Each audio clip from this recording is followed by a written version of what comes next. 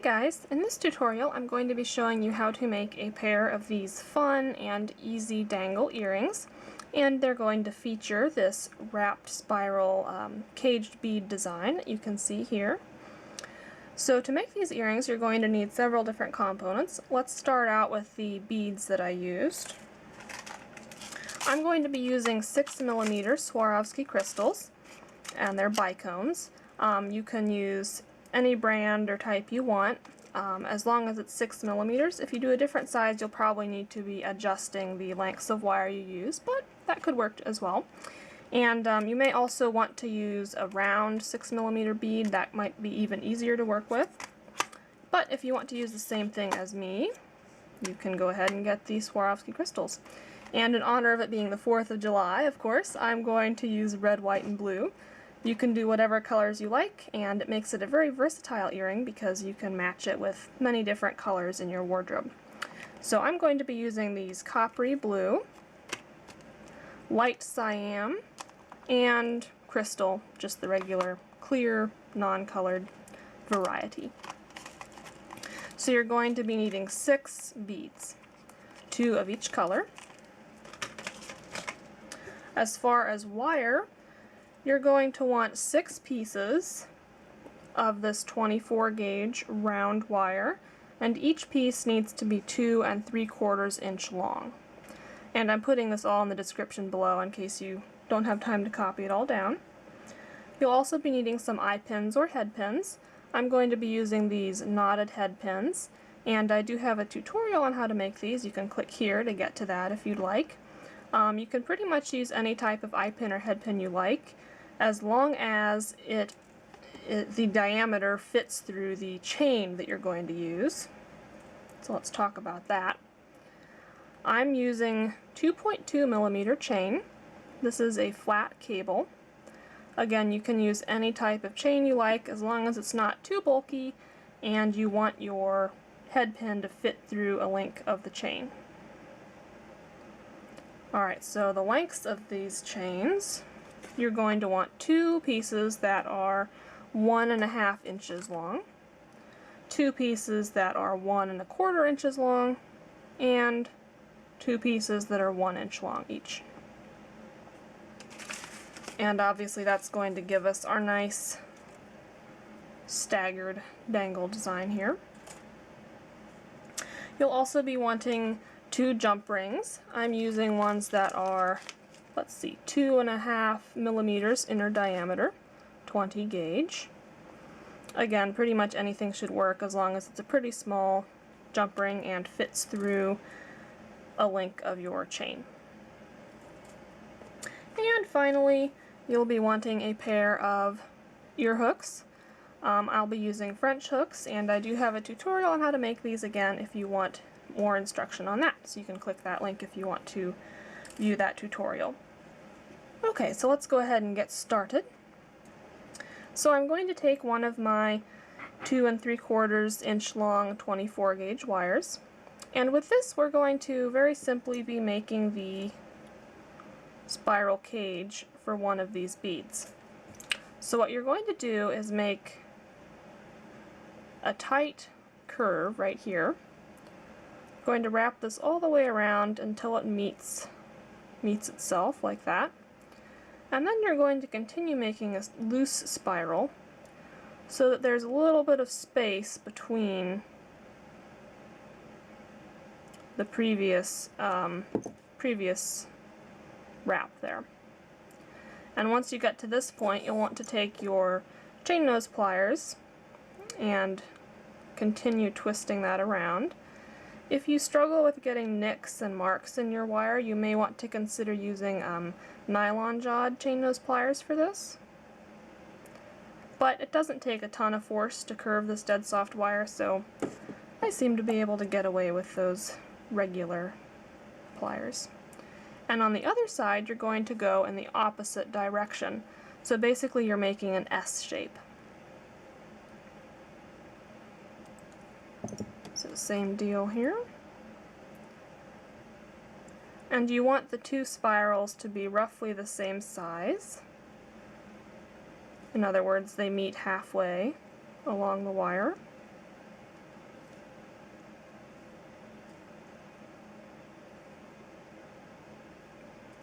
There we go, and if you don't like how it's looking, you can just tweak it. It's all about the tweaking. There we go. And when you get to the middle, you do want it to be kind of like a figure 8, so that the middle part here is almost straight across, if that makes sense. Alright, and what you're going to do with this, then, is wrap it around one of your beads. So this is really the only part that can get a little tricky, so let me talk you through it. I'm going to place the center of one of the spirals on top of the hole in the bead, just like this, and then I'm going to hold that there with my thumb. At that point, you want to start wrapping this up so that you can place the end of the other spiral on top of the other end of the bead. Just like that. Okay? See if I can get it a little closer for you. Now you just want to start pulling the spirals down to cover the bead. Down and up, I guess, for both directions. There we go. And you can see it looks a little messy, but you can just go ahead and, if you want to look at it from the top, you can see what needs to be adjusted.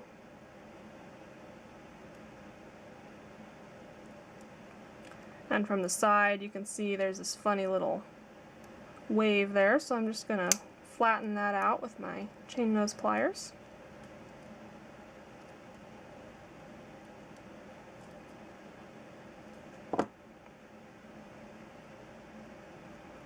It does take a little bit of fiddling, but you will get the hang of it. I really like this method of wrapping or making cages for beads. It seems to be fairly foolproof. And of course it is going to be a little harder on these bicones because they aren't they aren't strictly round, and so getting the cage to take a round shape around them can be a challenge.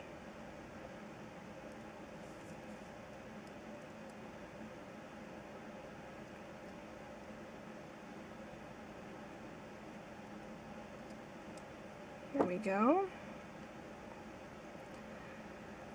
So once you have both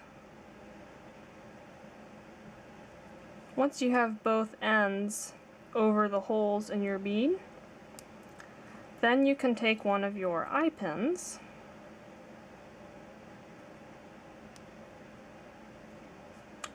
or head pins, whichever you have, and you're just going to insert it so it goes through the bead and the center loop. You can see here I'm a little off center on this one, so just gonna scooch that on over. There we go.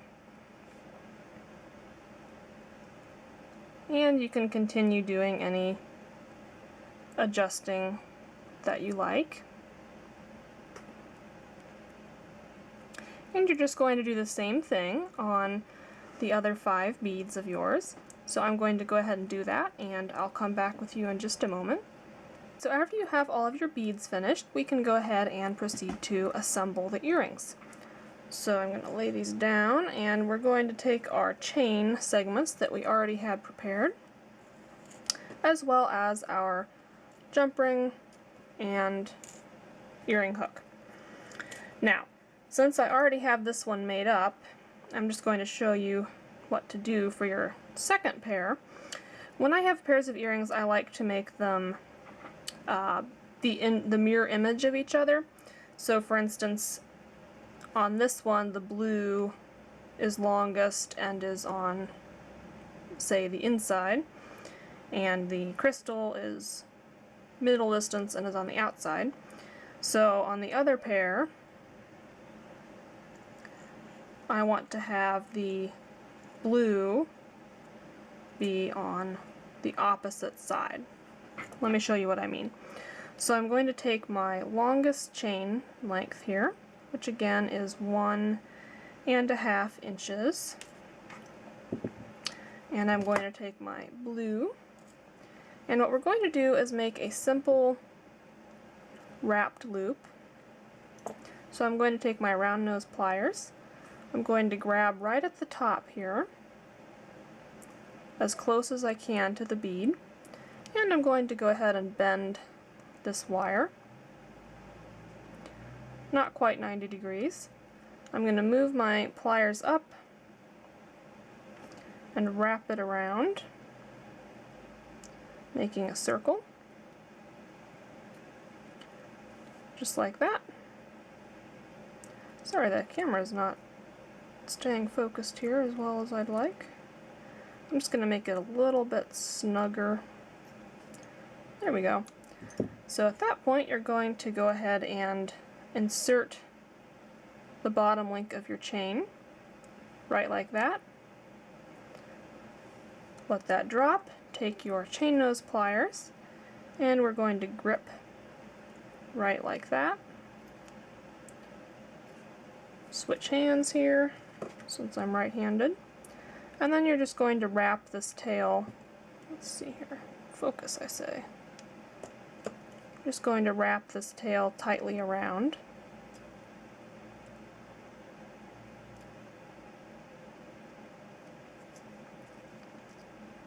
Probably 3 or 4 times. Oh, come now, focus. Sorry about that. I think it's because I have stuff in the background. See if that helps. Apparently the stuff on my desk is always more interesting to the camera than what I'm doing up close. So once you have it wrapped around a couple times, you're not going to drop it. You're going to trim off this little tail right here. I'm using flush cutter pliers for that. And taking your chain nose, you're just going to go ahead and finish snugging up the excess from that tail we just trimmed. There we go. And I just like to make sure everything's more or less straight. So there you have one of your dangles. And that is definitely not straight. There we go. Alright, so let's go ahead and do the same thing on the others. Again, referencing my other pair here, we can see the middle distance is the white. So I'm going to grab my next longest chain segment here, and my white crystal, and we're going to do the same deal, making our wrapped loop.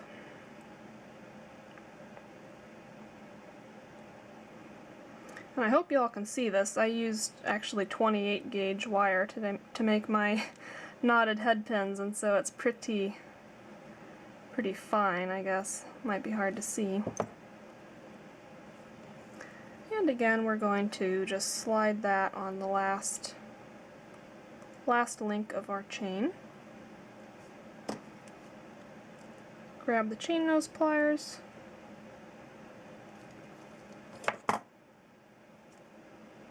Just swap that there. And wrap that around.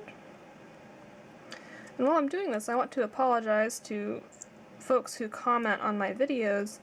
For some reason, YouTube will not allow me to respond to certain comments. Some of them work, and some of them the reply button just doesn't show up. So I have no idea why that is, but I apologize if it seems like I'm ignoring you. I probably just can't respond.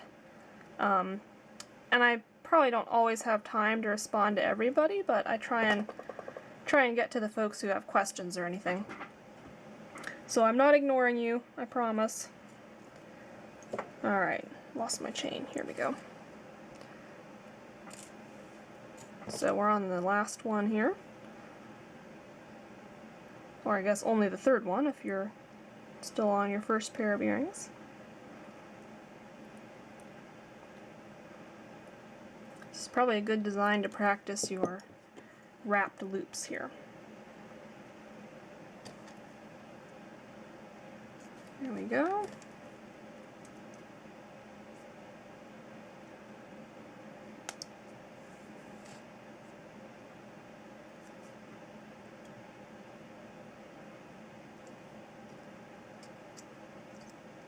Oops. Yes, I've discovered a good way to challenge yourself with your jewelry making is to try doing it through a camera viewfinder. That just seems to throw things off somehow. And there we go. So we've now done all three here. So at this point we're going to take our jump ring, and again this is a 2.5 millimeter inner diameter made with 20 gauge wire. So I'm going to open that jump ring up. So here's the tricky part. We can see here I have the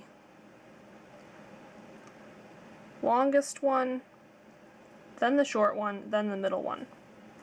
And the reason I like that arrangement is because it seems to make them dangle in the most visually pleasing way, instead of just doing longest, middle, short.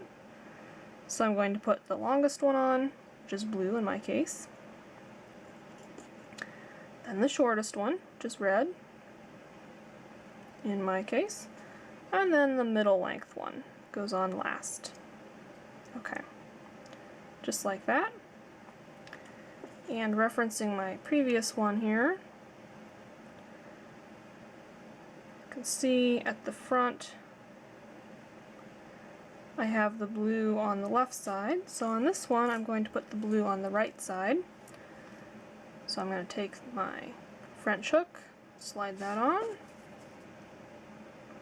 and go ahead and twist that jump ring nice and snugly closed. And there you have it. So I really love this design. It's really fun to try out different combinations of colors, and again they're really cute when you're wearing them because of how they dangle nicely. Let me just pop those on here and we can admire them. So I hope you found this tutorial helpful and enjoyable. Thank you for watching as always. And if you would take a few moments to check out my Facebook page or my shop in the description below, you can find links to that. I would be very grateful. That does help me continue making these free tutorials for y'all. And if you have any questions or comments or ideas for future videos, I would love to hear from you. So thanks for watching and happy crafting.